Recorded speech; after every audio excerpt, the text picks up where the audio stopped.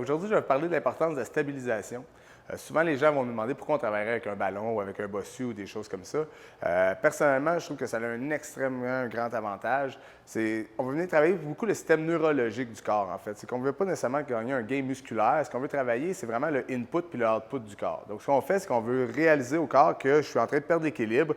Donc, mon centre de gravité est en train de se perdre. Et là, je dois compenser, faire une contraction musculaire pour venir me stabiliser. Fait qu'il y a beaucoup de communication qui se passe à l'intérieur de nous.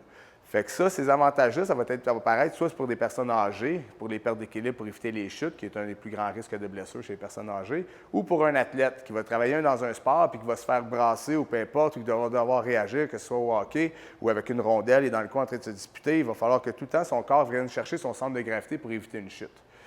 Si on donne un petit exemple juste de se tenir, si on arrive à se tenir debout sur un pied, sur un demi-ballon, on va pouvoir voir au niveau de la cheville ce qui va se passer, c'est qu'il va y avoir un mouvement qui va se passer de gauche à droite.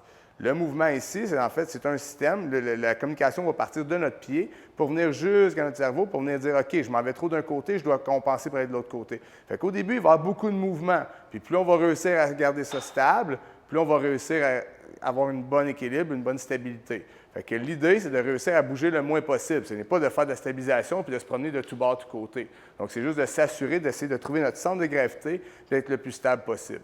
Fait que ce soit pour les personnes âgées, juste de se tenir à 2 pieds sur un demi-ballon. Donc là, le corps va se promener de gauche à droite, donc il va devoir se stabiliser pour éviter une chute. Ou ça pourrait être un entraînement un petit peu plus pour un athlète qui va passer d'un pied à l'autre en s'assurant de garder le corps bien stable et éviter de se promener tout partout de gauche à droite. Donc, c'est important d'aller rechercher son centre de gravité le plus tôt possible. On peut aussi y aller avec un ballon, des choses comme ça, où on va mettre les mains vers l'extérieur, je suis en bonne position, contraction abdominale, puis je vais venir ramener ici avec une rotation, puis il va y avoir un mouvement qui va se créer, ou faire un push-up ballon. Donc, ici, on a un influx nerveux qui va se passer dans notre corps pour dire, OK, oui, qu'est-ce que je dois faire, où je dois contracter pour garder ça bien stable. Okay? Donc, c'est super important, que ce soit pour les personnes âgées ou pour un athlète. Ça fait vraiment partie prédominante d'un entraînement.